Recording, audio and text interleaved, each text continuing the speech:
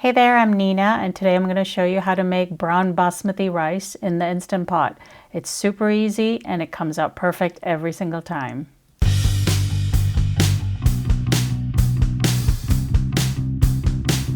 You'll need equal quantities of brown basmati rice and water.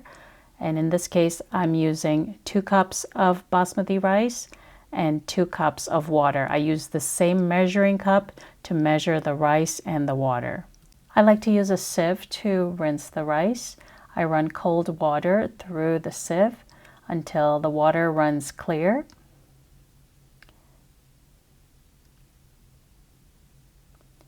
Add the rice to the Instant Pot.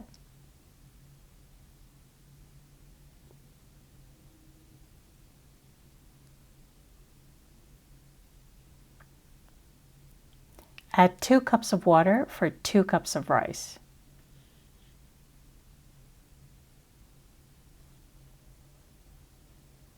And stir the rice and water together so all the rice is immersed in the water. Close the lid and pressure cook on high pressure for 22 minutes. Once the Instant Pot cooking time is done, do a full natural pressure release, which means you want to let the float valve come down on its own.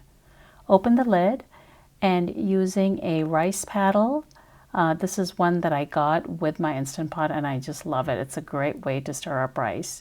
Use a rice paddle to stir up the rice and fluff it up so it doesn't dry in one big clump. This is an important step. You can use a fork if you want to, but just fluff up the rice.